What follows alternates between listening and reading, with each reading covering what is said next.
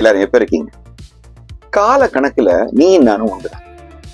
காலம் என்பது எல்லாருக்கும் பொதுவான ஒரு கணக்கு வச்சிருக்கு. எப்ப பிறப்பு, எப்ப இறப்பு.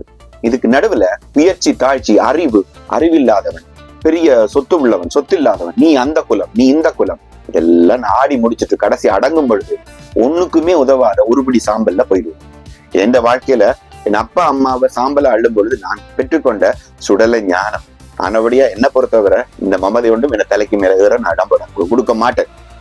ஆனா நிறைய பேர் எங்களை சுத்தி இந்த மமதையில வாழ்றத நாங்க பாக்குறோமா இல்லையா? உங்களுக்கு ஒரு கதை சொல்றேன்.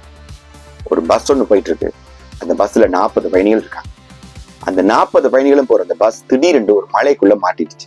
அந்த டிரைவர் சொல்றாரு, இந்த அட்ட மலையில என்னால் இந்த பஸ்ஸை மேல கொண்டு ஓட்ட முடியாது. அந்த பஸ் அந்த இடத்துல நிறுத்திட்டார். கொஞ்ச நேரத்துல இடி விழுது. ஒவ்வொரு இடமா இடி விழுது. ஒவ்வொரு மரமா பத்தி எரியுது. உள்ள இருக்கிறவங்க அழுது குழம்பிட்டு இருக்காங்க.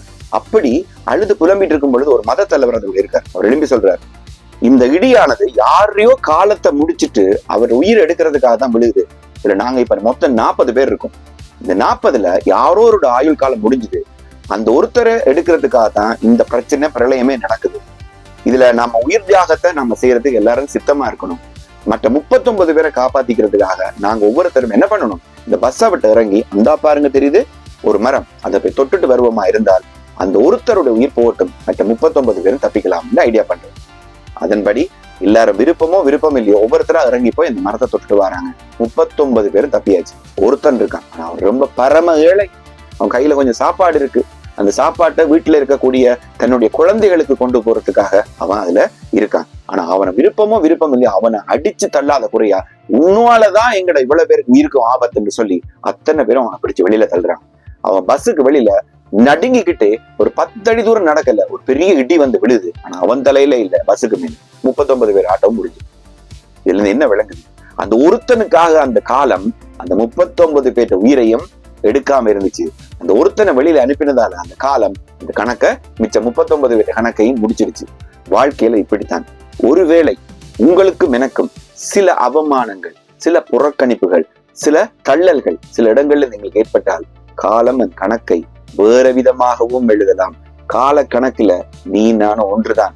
நாங்க வெளியில போறதால நம்ம அழிஞ்சிட மாட்டோம். எங்கட கணக்கு வரும்பொழுதுதான் நாம் அழிவோம். ஆனால் எங்களை வெளியில அனுப்புறதுனால சில வாய்ப்புகளை விட்டு எங்களை தூர விடுறதால அந்த வாய்ப்பை உருவாக்கினவர்களுக்கும் அந்த வாய்ப்புக்குள்ள இருப்பவர்களுக்கும் சம்டைம் ஏதாவது ஒரு சேலஞ்சஸ் வர வாய்ப்பு இருக்கு. அதன்படியா நீங்க கொஞ்சம் கூட மனம் தளர வேண்டாம்.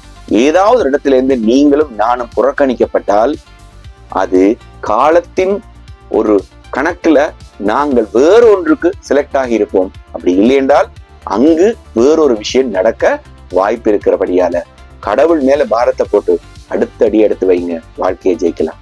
Think about it.